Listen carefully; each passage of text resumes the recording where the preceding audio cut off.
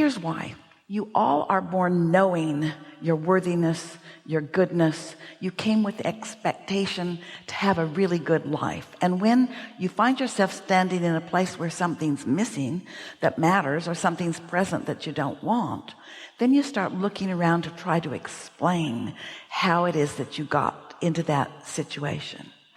And it almost always involves something that somebody else should have done or shouldn't have done.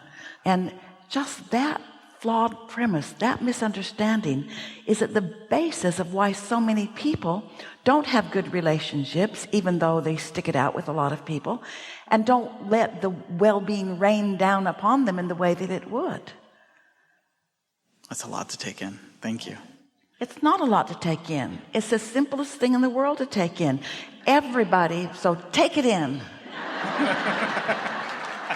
Everyone is an extension of source energy, and source energy, abundance, wellness, vitality, and clarity is flowing toward everyone. But a lot of people have their umbrellas up or shields up, so they're just not letting it in. So the key is, if you would put your shields down, the abundance, the well-being, the clarity that would rain into your experience. So then you start thinking about, well, what is it that we're doing that's causing us to be guarded and put the umbrella up? And it's the competitiveness with others. It's the comparison of things. It's the flawed premises that keep being promoted to one another. Can you put the emotional guidance scale up on the screen? Take a look at this. See where boredom is? Mm-hmm. Everything above that is letting it in. See, going down, everything below that is not letting it in. So if you're feeling pessimism or frustration or doubt or worry or anger or jealousy or any of those things that are so rampant among personalities and relationships of people, then they've got the umbrella up and they're not letting the natural resources come into their experience. And then they're fighting it out with others that are all on the lower half of the emotional scale. And everybody's upset that what they really want isn't coming, and everybody's blaming each other about why what they want isn't coming. And then you make up the most ridiculous things about what God meant and the laws that God set and how it's supposed to be, holding yourselves apart from what is naturally yours to receive and express in your way. And so once you internalize that actively and realize that whenever you are feeling negative emotion, you have pinched yourself off to some degree from everything that you have to give everyone else. So if you make it your top priority to get the pinching off stuff to a minimum so that you're calibrating and tuned in, then the inspiration hits you, the timing hits you, you're in the right place at the right time, and then you can be that productive helper that just says the right thing at the right time that somebody can hear. So much of what you've been striving for, you and everyone else, has been from pessimism and frustration and overwhelmment and disappointment and doubt and worry and blame and discouragement and anger and revenge and hatred and jealousy and so on. And from those positions of wanting to prevent that, not only are you not preventing it, you're adding to it. It's counterproductive, and that's why you don't feel satisfied. That's why it feels like it's a lot to take in. But it's not a lot to take in. Tune in, you got lots to give. Don't tune in, and now you're in the same boat as everybody else, fighting over the scraps. It's just that simple. And there's no reason to be fighting over the scraps of abundance or love or clarity, because it's raining down around you. So why, Abraham, if it's raining down around all of us, why are we fighting over the scraps? And why are we pointing fingers at everybody else? Because you're not deliberately tuning to the frequency of abundance, of love, because you'd rather be right than feel good. Got to keep those rules. It's God's rules. Got to be compassionate. Do you know what compassion is? Most people miss it altogether. They think that compassion is like empathy or sympathy. It isn't. It's entirely different. Compassion is being so tuned into source that you can see someone where they are and not see them dripping their illness. That's what compassion is. Compassion is being so number one, first tuned to source energy, and then mixing with the masses and shining your light in places where people aren't able to even see it shine, but it doesn't keep you from shining it.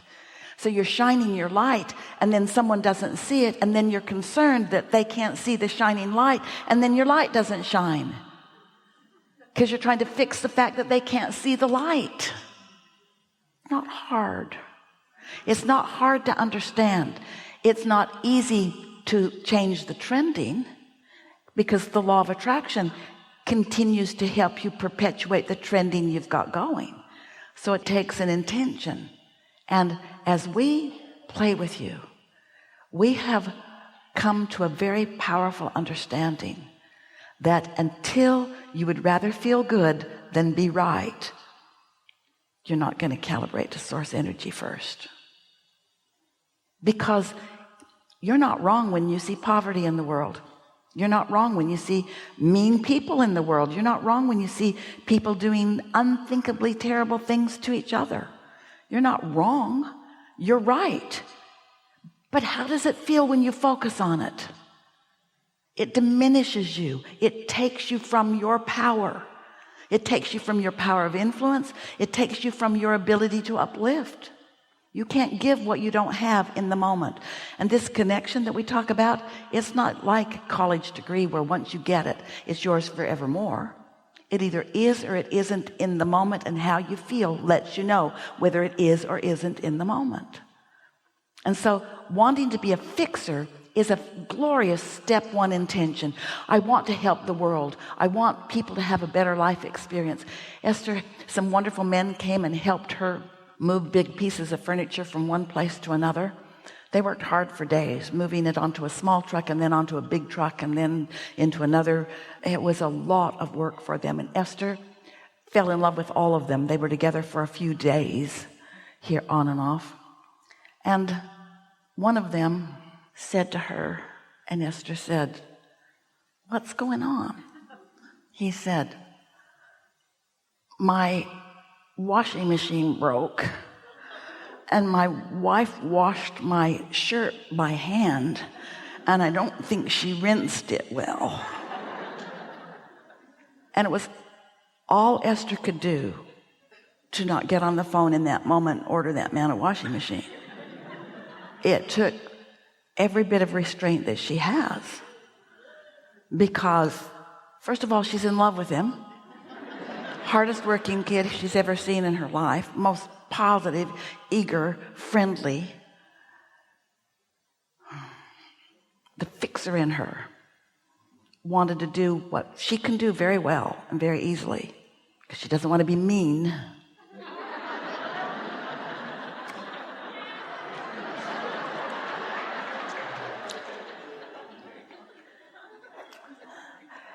And instead Esther said, "That's a pretty nice wife you have, making sure.